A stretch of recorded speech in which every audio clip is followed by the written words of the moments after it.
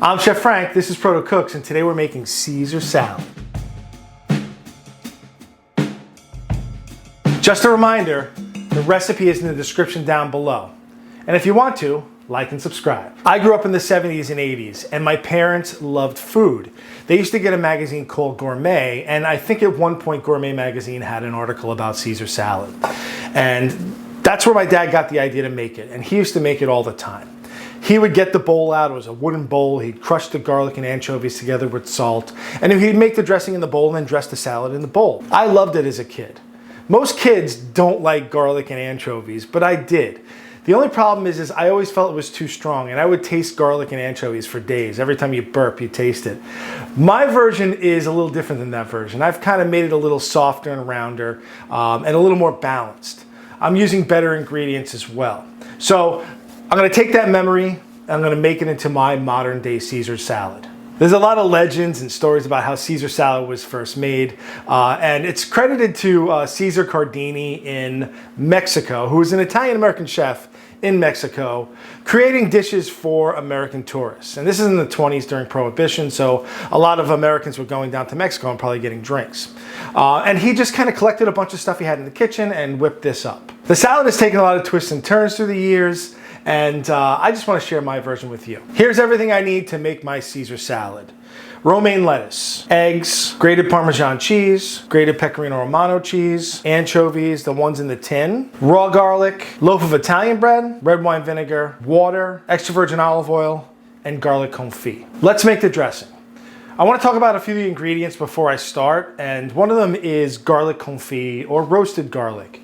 I have a video that I'm going to link up here on how to make it, but what's great about this is that I get my garlic and I put it in some vegetable oil. Not only does it make the garlic nice and roasty and kind of mild, but you also get a really nice garlic oil that I'm going to use for my croutons as well as the dressing. Cool. The cheese, I buy Parmesan cheese, not the dust. Buy the good cheese.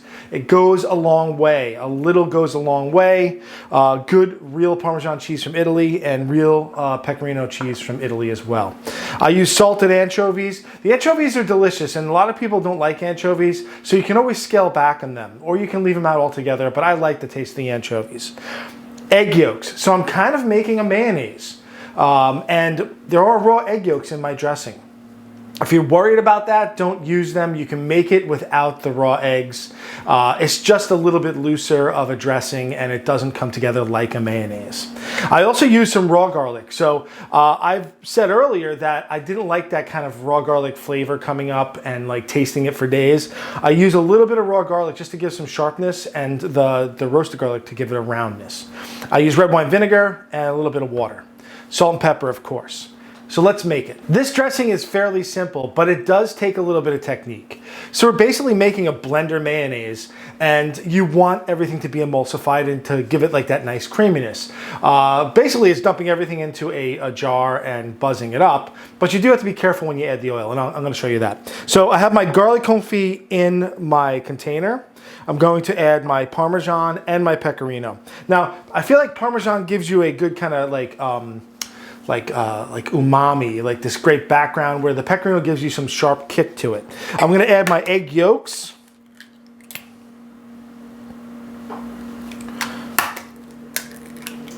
You can put it in your hand, or you can go back and forth. My water. The water just like gives you the ability to like spin it. My raw garlic, my red wine vinegar, and I'm going to do about 5 to 7 anchovy fillets. My family doesn't mind the anchovy, except for my daughter. She doesn't like the anchovy, but we put it in there anyway because it's delicious, okay? I'm gonna get my stick blender. Oh wait, before I do that, I'm gonna add salt, and a fair amount of salt, and a fair amount of black pepper. Now what I want everyone to remember, with salad dressings, you're dressing something that is super bland, like lettuce for the most part. So when you taste salad dressings, they're gonna automatically be too strong. And that's okay. They're gonna be a little vinegary and maybe a little too strong because we're dressing something that's fairly bland. So keep that in mind, that when you're tasting your dressing for seasoning, that you want it to be just a little more or a little stronger than you think you need. I almost forgot, I need my trusty tasting spoon, my Star Wars R2-D2 plastic tasting spoon that I got out of a cereal box. I can't cook without it. So let's get our stick blender, and if you don't have a stick blender, you can do this in a regular blender as well. I have a stick blender, I can see it better, and I have a small amount, so I don't really need to get the blender dirty, my big blender. And all I'm gonna do is puree this up until it's smooth before I add my oil.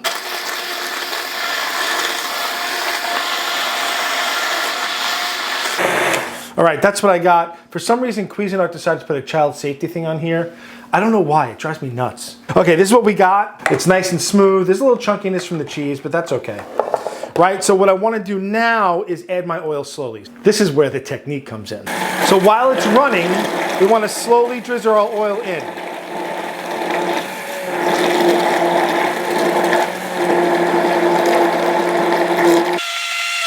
And if you go slow with the oil and you drizzle it in, you get a nice kind of creamy dressing.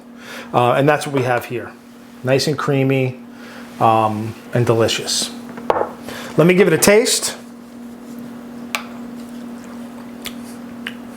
Good, really good. Remember, we're also gonna season our salad before we mix it, so I don't want it to be too salty, but it has the flavors that I want. So I'm gonna put this in the fridge, put it aside, and then we're gonna make the croutons. As I remember, croutons were always a part of our Caesar salad. My parents bought their croutons. I would encourage you to make your own. Almost everyone has old Italian bread lying around, or at least if you come from my family, there's always some like stale Italian bread. Make your own croutons, it's well worth it. And all you gotta do is really just cut them into cubes. I leave the crust on. If you don't want the crust, you don't need the crust, but I like the crust. It makes them nice and crunchy. And I'm thinking about the size of, kind of so it fits on the fork with a piece of lettuce. I don't really want it to be a huge crouton. And then I just cut into a dice. It's not gonna be a perfect dice. It's not gonna be everything's exact, and I'm okay with that, right? And I'm just gonna take all this and throw it onto my tray. My oven is preheated to about 350. You could probably do it a little lower if you want, but I'm just gonna get them nice and golden brown. So nice dice, croutons on the tray. I'm gonna group them together. Take my extra virgin olive oil and just sprinkle it around. Ooh. Salt, pepper. I take these, I'm just gonna mix them up really good so all the croutons get a little bit of oil on them. Right?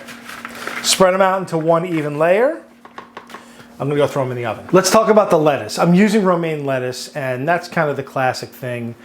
Some people will use the whole leaves. I like to chop my lettuce for this, or at least shred it into pieces, and I'll show you that in a second. But one of the most important things you have to do when you're using like romaine or iceberg, for the most part, these are picked in the fields and then put right in bags.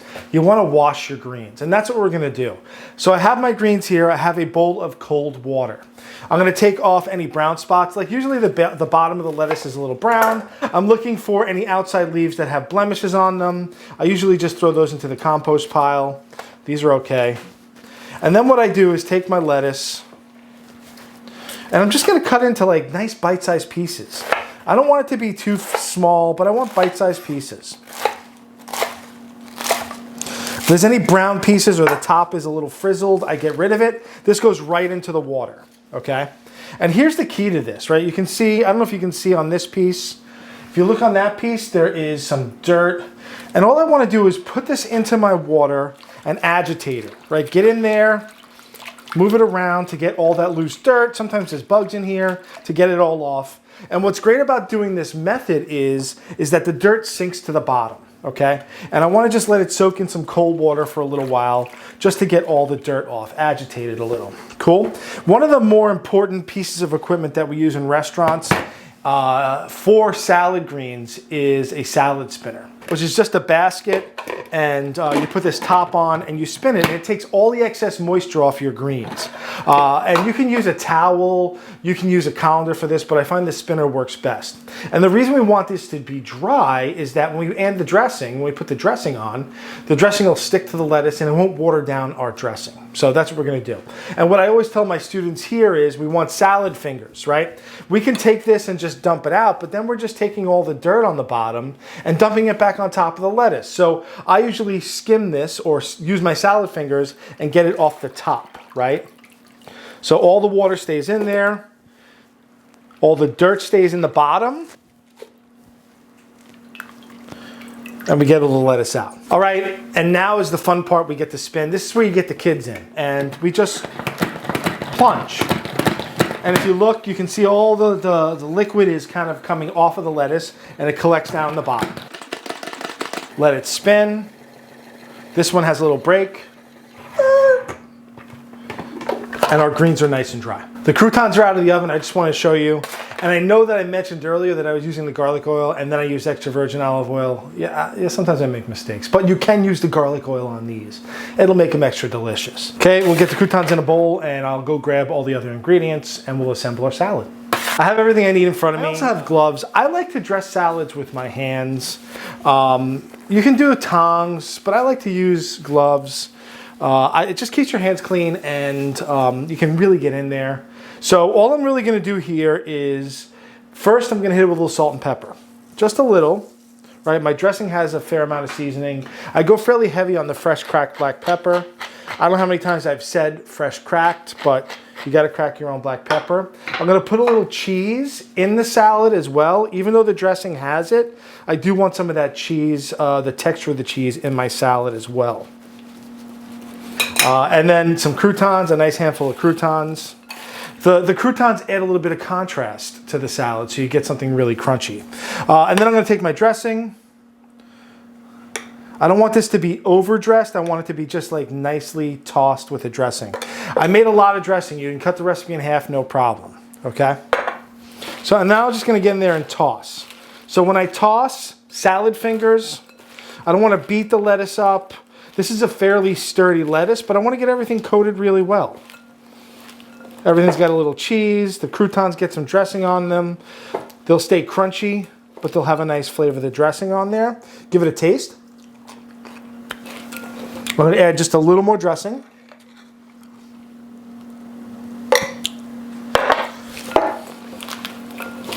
And I think we're good to go. I got a new glove for plating. I'm just gonna give it one last toss. And then I'm just gonna start to layer it and stack it on my plate. Remember, we don't wanna be over, like, give too much salad here. I'm doing this kind of as a light lunch. You can be a little artsy with it if you want. Put some nice black pepper on top. I want some nice cracks of black pepper on top, and then some nice Parmesan shavings. Don't overdo it. We have plenty of Parmesan in there. I just want it for an accent. Oh, look at that. That is our Caesar salad. What do you guys think? I think it's wonderful. Check it out. Let's taste. I'm gonna get a little bit of the greens, some of the Parmesan cheese, and a crouton.